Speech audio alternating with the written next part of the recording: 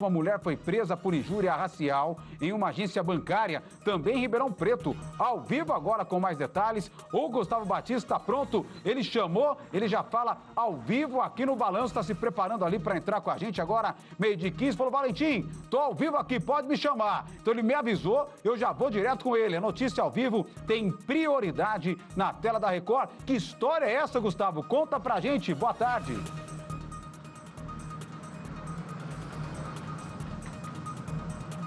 Olá, boa tarde, Valentim. Boa tarde a você que acompanha o Balanço Geral. Olha só, esse caso aconteceu ontem em uma agência bancária aqui na cidade de Ribeirão Preto. O que aconteceu? Olha só, uma aposentada de 55 anos, ela teria chamado a funcionária do banco de macaca com polícia, e ela acabou acionando aí a polícia diante de tudo isso. De acordo com o boletim de ocorrência, testemunhas confirmaram aí esta versão da vítima, que é a estagiária na agência bancária, que fica na rua Duque de Caxias, no centro, aqui em Ribeirão Preto. A aposentada que cometeu a injúria racial foi encaminhada para a CPJ, a Central de Polícia Judiciária de Ribeirão Preto, onde foi dada então a voz em flagrante para a prisão dela. Ainda segundo o BO, a acusada alegou que teria cometido o crime contra a funcionária do banco por causa de uma suposta demora no atendimento.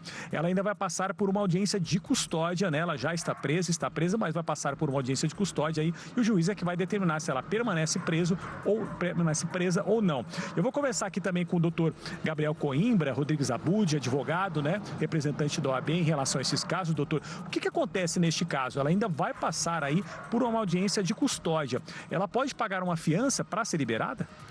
Não. Ultimamente a gente tem percebido, e eu digo isso porque infelizmente a gente se depara cada vez mais com casos como esse, né? Mas essa situação dela agora vai ser analisada nessa audiência de custódia, onde vai se definir acerca da legalidade da prisão dela. O crime que ela pratica, como a gente tem hoje em dia uma equiparação da injúria racial ao crime de racismo, a gente não pode haver mais o arbitramento da fiança para que haja liberação da pessoa que está sendo acusada nesse primeiro momento. É claro que isso tudo depende de um processo onde todos os direitos e garantias dessas pessoas também têm que ser respeitadas, mas dando a devida atenção para o caso, havendo uma condenação definitiva, aí sim a gente pode falar da conclusão do caso. Explica pra gente um pouco mais sobre isso, doutor, essa questão de injúria racial, racismo.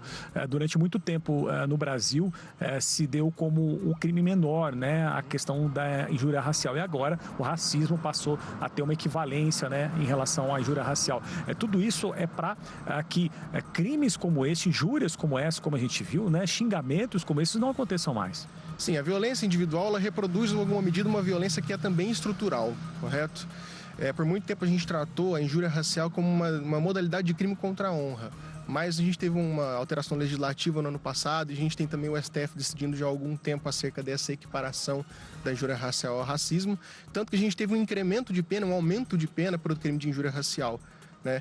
E as demais questões processuais, como por exemplo algumas decisões do STF que declaram a imprescritibilidade do delito da injúria racial, em alguns outros casos o não arbitramento da fiança, essas questões próprias, elas vêm ponderando uma equiparação concreta cada vez maior da injúria racial com o racismo. E essa alteração legislativa também com as decisões dos tribunais superiores confirmam tudo isso, e com todas as questões processuais que envolvem, a gente tem aí uma mudança muito grande no tratamento que o direito brasileiro dá para essa violência de raça.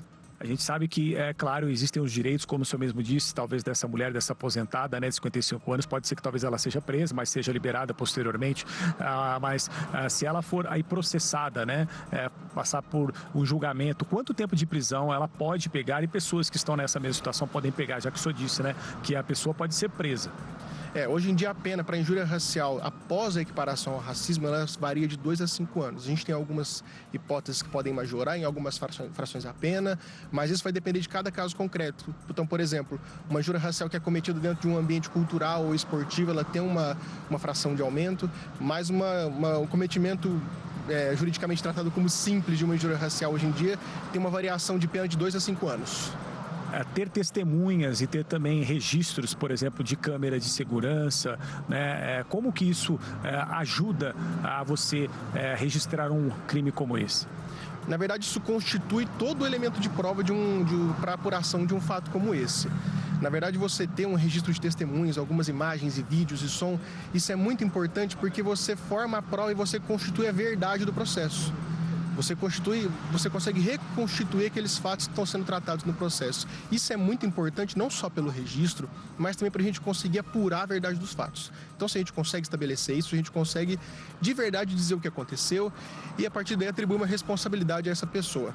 Tivemos 2 casos recentemente, Valentim, é importante a gente relembrar, né, doutor? Tivemos o caso, por exemplo, eu me recordo agora de uma cozinheira, né, que trabalhava em um restaurante na Zona Sul de Ribeirão Preto. Inclusive, o agressor seria inclusive até um advogado que foi afastado na época, jogou um utensílio, né, até com feijão, né, sobre essa mulher, né? Ele ainda está respondendo ainda referente a este caso. Naquele caso, a mulher buscou um advogado, entrou na justiça, fez o boletim de ocorrência, né, e tivemos vários outros casos, né, que acontecem, me parece, de forma corriqueira aqui na cidade de Ribeirão Preto, né, doutor? Qual que é a orientação que o senhor dá, né, para que outras pessoas que estejam nessa mesma situação aí, elas devem procurar um advogado, procurar a polícia civil, registrar um boletim de ocorrência?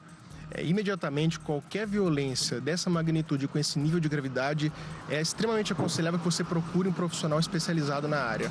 E aqui eu estou dizendo especificamente de um advogado criminalista que vai saber dar a devida atenção, vai saber promover a devida representação dos teus interesses e vai conseguir fazer também a atenção dos teus direitos em relação a todos os órgãos da persecução penal, Polícia, Ministério Público, Poder Judiciário, porque isso é muito importante, isso faz toda a diferença para a apuração dos casos e para a gente, de alguma forma, conseguir combater essa violência que aqui, infelizmente, acontece cada vez mais. A gente tentar construir também com educação, com consciência, que infelizmente nesse caso tem que vir a partir da justiça, doutor. Exatamente. É sempre importante que a prevenção é mais importante do que a repressão.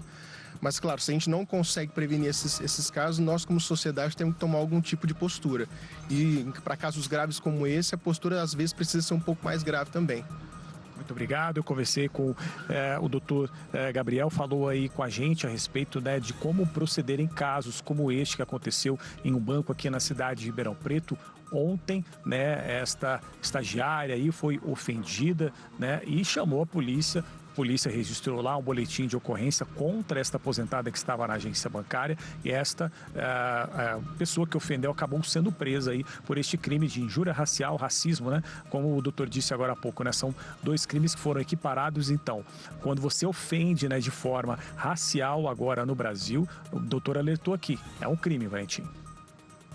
Racistas não passarão, viu? Gustavo Batista tá de parabéns essa estagiária que não se intimidou diante de uma senhora, de uma aposentada, né? Com certeza, às vezes, é correntista, é cliente do banco e acha que pela posição que tem, pelo dinheiro que tem, acha que pode falar o que quiser, para quem quiser, onde quiser. E é aí que ela se engana. Ela está de parabéns, a estagiária, por chamar a polícia e colocar essa pessoa idosa, essa aposentada, essa cliente, né, no lugar dela, que é lugar de quem comete crime, que é com a polícia. Obrigado, Gustavo. Agradeço ao advogado também. Ah, Valentim, antes era assim, hoje não é mais. Acabou, tá? Não tem mais essa conversa. Nós estamos desconstruindo essa história de racista, de misoginia, né? Ah, o cara é nordestino. Ah, o cara é de outro país. Ah, o cara é baixinho. Ah, o cara... Nada, tá?